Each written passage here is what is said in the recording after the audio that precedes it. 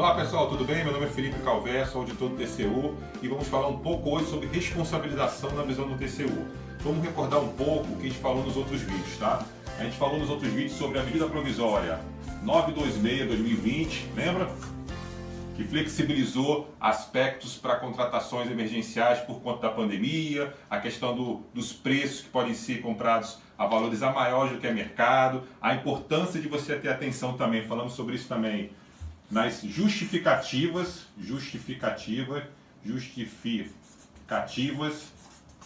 das escolhas.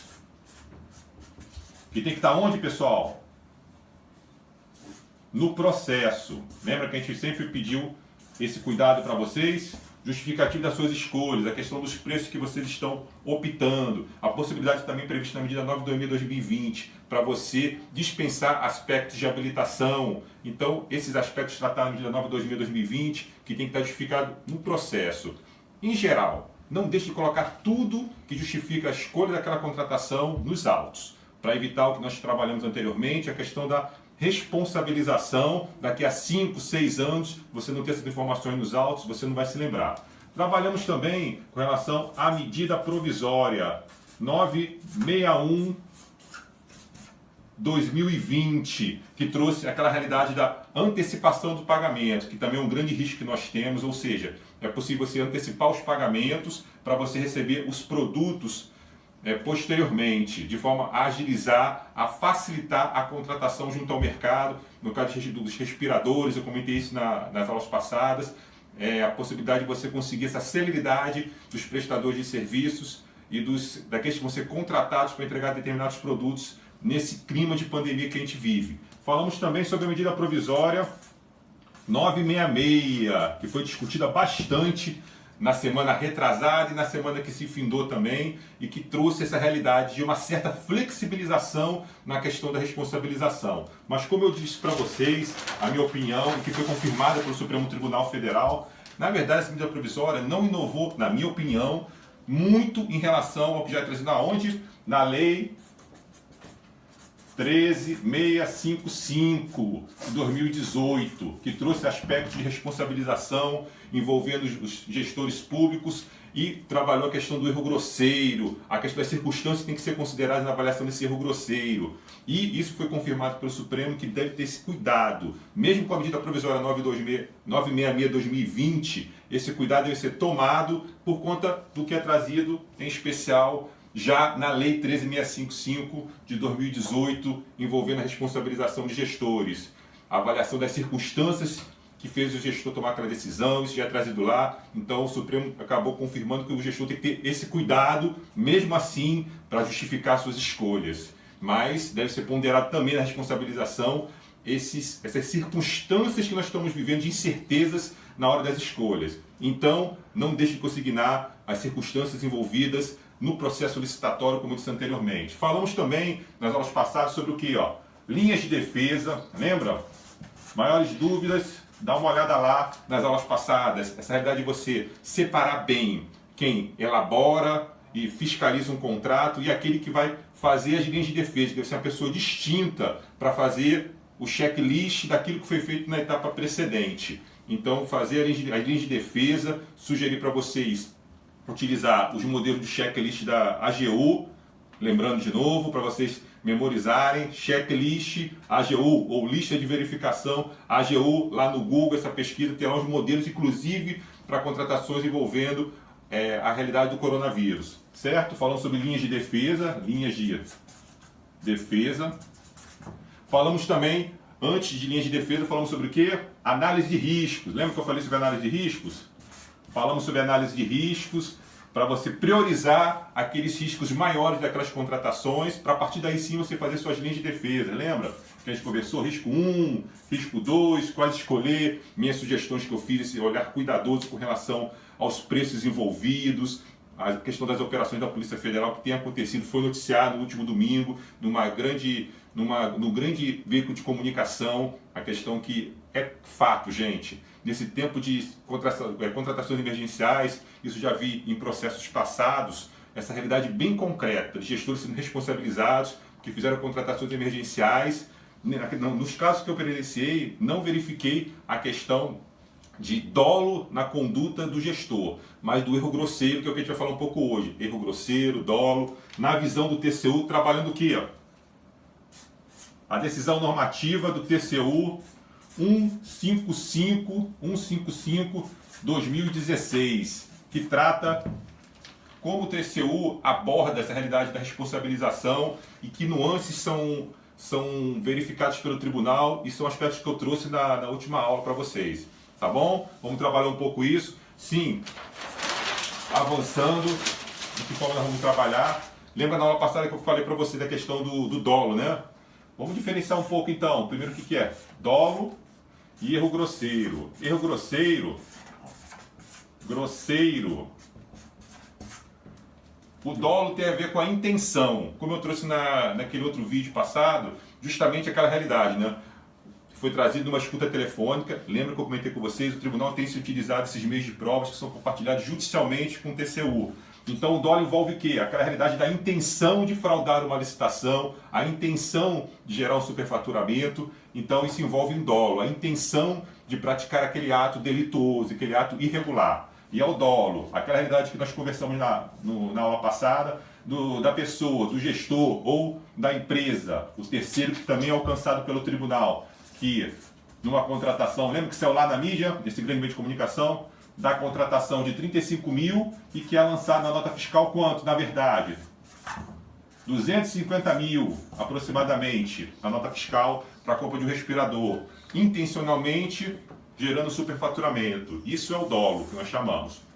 O erro grosseiro é aquela atitude que configura a culpa do gestor, né? Eu comentei também na aula passada. Culpa. Então envolve o quê? A negligência, a imprudência e a imperícia. Negligência, imprudência e imperícia. Mas, fugindo um pouco desses termos jurídicos, erro grosseiro, concretamente, o que se trata do erro grosseiro? O erro grosseiro é aquela situação que o homem médio, é isso que a doutrina fala, o homem médio, nas circunstâncias daquela contratação, teria condições de fazer diferente ou faria como o gestor fez? Essa avaliação tem que ser feita na hora de se responsabilizar o gestor por conta de um erro grosseiro. Concretamente, um exemplo para poder aclarar mais isso para vocês. Uma contratação que eu apurei em tempos passados. Era uma contratação com vários itens. Item 1, item 2, item 3 e item 4. Um dos itens da contratação era o quê? Era uma consultoria. Consultoria para a elaboração de um projeto. Consultoria para a contratação de um projeto. Durante a fiscalização do tribunal, lembrando, essa contratação envolvia um montante de 56 milhões de reais, aproximadamente, tá? Uma contratação de 56 milhões de reais. E a consultoria era de 600 mil reais. 600 mil. O auditor do tribunal fez o quê? Verificou que aquela consultoria foi prestada por uma empresa de São Paulo. Foi fazer a verificação. Nessa verificação ele constatou o quê? Que essa contratação, na verdade, foi executada por um valor de 30 mil reais. 30 mil reais. Então, apontou-se um débito de quanto? 570 mil reais. Certo? Porque na planilha constava 600 mil para esse serviço de consultoria. Foi apurado que, na verdade, ele foi executado por 30 mil, débito de 570 mil reais. A discussão no processo era o quê? A responsabilização do diretor-presidente. Considerando essa contratação, foi caracterizado o erro grosseiro do diretor-presidente, porque ele foi responsável pela autorização do pagamento? Não. Por quê? São vários itens dentro de um montante de 56 milhões de reais. Não era razoável naquelas circunstâncias se exigir uma conduta diversa do gestor. Então, não havia como se exigir desse gestor que ele verificasse todos os itens dessa planilha de contratação e verificar na execução se esse preço era razoável ou não. Diferente se fosse uma contratação exclusiva para consultoria, certo? Fosse uma contratação só da consultoria e fosse constatado esse aspecto, não tivesse no processo. Então, somente se posteriormente chegassem justificativas numa defesa que demonstrasse que o gestor não tinha como avaliar essa situação concretamente. Vamos dar um exemplo aqui. Se, por exemplo, na defesa chegasse para você que havia justificativas de preços que demonstrasse que esse valor era adequado, então ele foi induzido a erro. Então não teria como você justificar essa responsabilização do gestor por conta de um erro grosseiro, porque no processo se apresentou posteriormente que na avaliação dos preços em relação a esse processo de consultoria, esses preços eram razoáveis, mas no caso concreto, se não tivesse esses elementos apresentados posteriormente, ele poderia ser responsabilizado sim, tá ok? Então esse é o exemplo que eu trouxe para vocês, para a gente avaliar a realidade do erro grosseiro. Diferentemente, uma avaliação, se fossem vários itens e esse item fosse materialmente relevante em relação ao total. Isso que eu sempre falo para os gestores que eu dou treinamento. Você avaliou alguma coisa do processo? Alguma coisa você avaliou? Isso que a gente pondera com vocês na hora de fazer essas linhas de defesa, avaliar os riscos. Alguma coisa relevante você avaliou? Esse erro se repetiu em vários itens da contratação? Então, alguns testes o gestor vai ter que se propor a fazer para mitigar, para afastar o risco de sua responsabilização posterior. Então, depende do contexto da contratação, do que justificou aquela escolha do gestor. Então, como eu disse, isoladamente, isso aqui sim teria gravidade. No contexto maior, não teria a gravidade necessária. E isoladamente, só se houvesse justificativos para essa escolha. Tá bom, pessoal? Isso também se repete com relação a medicamentos. É muito comum na contratação de medicamentos esse tipo de erro grosseiro de preços acontecerem repetidamente em vários itens da contratação. E isso que vai caracterizar o erro grosseiro. Então, retomando, sempre olhar o contexto da contratação, verificando os itens relevantes da contratação, principalmente. Se você tiver tempo de olhar mais, olhe, corrigindo aqui, relevantes, avaliar os itens relevantes da contratação, consignar nos autos essa avaliação feita, você não esquecer depois, de forma que você deixe consignado esse seu cuidado e deixar considerado também a circunstância daquela contratação que justificaram as suas escolhas. Certo, pessoal? Então, finalizando com relação ao aspecto da decisão normativa TCU 155/2016, vou avançar mais um pouco aqui esta página também. Vamos lá, corrigindo aqui rapidamente, avançando mais um pouco para ficar mais claro. Vamos tentar ver se a gente consegue visualizar melhor aqui. Então, aspecto da decisão normativa 155/2016 do TCU. Vamos lá então. Tem que ser uma avaliação feita da conduta do gestor, da sua conduta, para finalizar. Nessa avaliação da conduta, avalia-se o nexo causal da sua conduta com o resultado irregularidade apurado. Verifique-se o nexo causal. E a sua conduta deve ser o quê?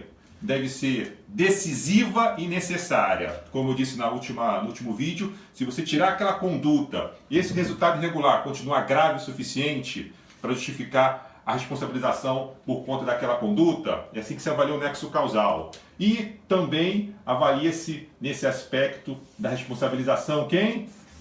Se houve erro grosseiro, como eu mencionei, erro grosseiro do gestor, a questão da culpa do gestor, ou até o dolo. Ou o dolo do gestor para ver a gravidade daquela conduta que levou aquele resultado irregular e que foi decisivo e necessário para a irregularidade apurada. E vai ser sopesado na hora da punição se foi envolvendo um erro grosseiro ou dolo na conduta do gestor.